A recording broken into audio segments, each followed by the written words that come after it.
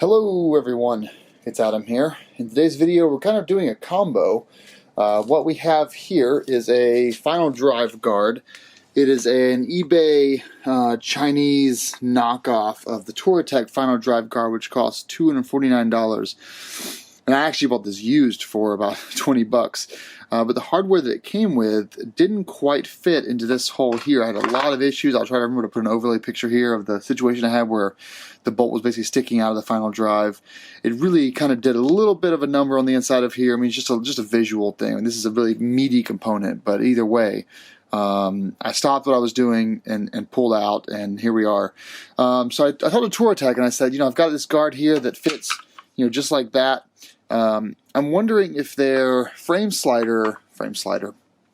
drive slider kit would work with this. And they said, actually, it's about the same price to buy the slider kit versus buying the hardware for the final drive guard.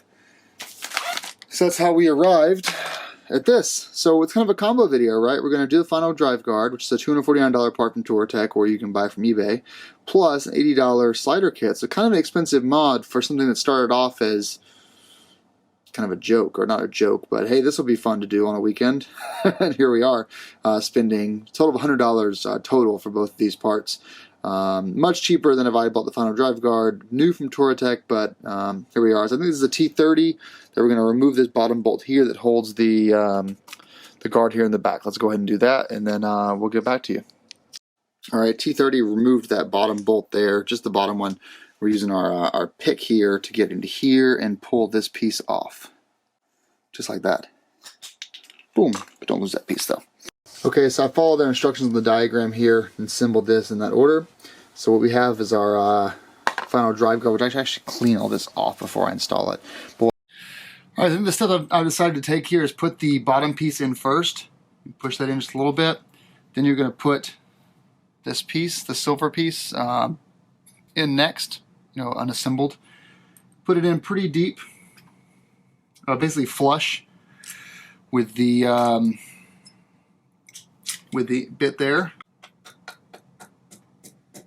Just right at it. Perfect. Now you're going to put the final drive over here, just like so, and then push this assembled piece through. And then what I've been doing is grabbing this little Allen here and putting this guy here, a couple of threads, just to keep it from falling down. There we go. Now we've got our 3mm right here. I'll fix that and start turning down. Takes a little bit of finesse to get the bolt that's all the way at the very back, but you will eventually get it.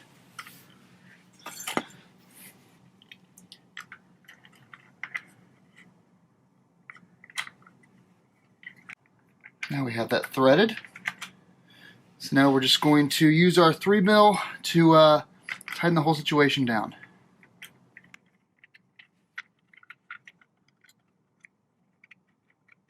Now what's going to happen is you tighten this slider down. We're going to turn this facing south because it's got the grooves in the bottom of it. As you tighten this slider down, it's going to pull the piece in there that was the silver, the hollow piece. It's going to flange that out a little bit to keep it secure in here. So this will get a little bit tighter.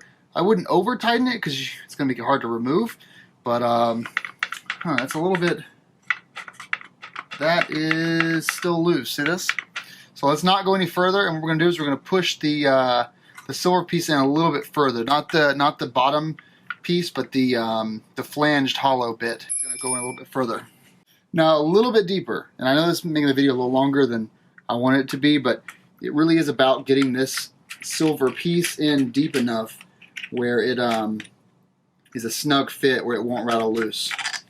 So right now, just so you guys see what I'm talking about, we are about, see this little piece inside here, we're a couple millimeters in. I'm going to push it in a little bit more, and then I think we'll be where we need to be.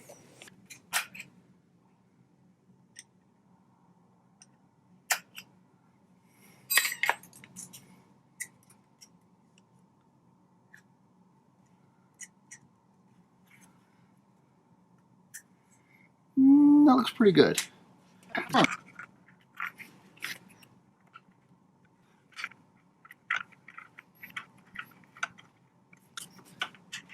Let's tighten up the rear piece back here. Okay, and this guy here on the front. Yeah, that is safe and secure, so we'll go ahead and tighten that down as well. And we're done. So we've got our rear slider that's not turning at all. That'll hit the ground first. Then we've got a really solid nylon guard here that it's not moving. You know, if you look at the bike actually from the top, in my travels so far, I already have a really solid ding there, right out of the metal. But this will cover the bottom of it at least. I think it looks pretty darn good. The process, you know, it was easy. If I had to do it again, I would do it in 2 minutes. But the main issue was just getting the length of this correct to make sure this is you know, not moving at all, and it's not. It's solid. So and I don't think that's going to vibrate loose. That's pretty serious hardware. All right, guys. Well, thanks for watching the video. I guess this was probably a long one for a simple thing, but it is two things: the final drive guard and a final drive slider from Touratech. Thanks for watching. Before we wrap this up, I had to put the bike in its natural habitat. I was just kind of curious of where this final drive guard and slider would kick in, if at all, because in a lot of cases, these kind of aftermarket accessories don't really tell the whole story. And look, we've got a naked engine body here on the bottom because the alternator skid plate's yet to come on, because I plan on taking these headers off and doing powder coating. So I haven't put the skid plate on yet, or the lower crash bars. So yeah, fun stuff to come soon. So let's look at I'm a little out of breath actually, because I haven't done anything with this bike. I haven't moved it around in months. So here we go. We're going to the bike, left side. And there is our OEM crash bars doing their job. But right here, we have our final drive guard, and we have our slider. So it looks like the slider is going to take a ton of abuse. Every time this bike drops, that slider is going to hit the ground at the same time as the crash bar. It's the perfect angle. It's rubbing right there. So you'll see it's definitely on it. But, you know, as well as the OEM crash bar. So both are taking the brunt of the force here. So that is going to either completely destroy the final drive because it's inside of there and it's doing weird stuff. This is why you need to make it completely tight so it's not transferring any of that up-down motion into the reservoir inside the final drive there. But yeah, real serious business there. So that's an important part. I guess that's why it's so expensive. Maybe that's just Touratech.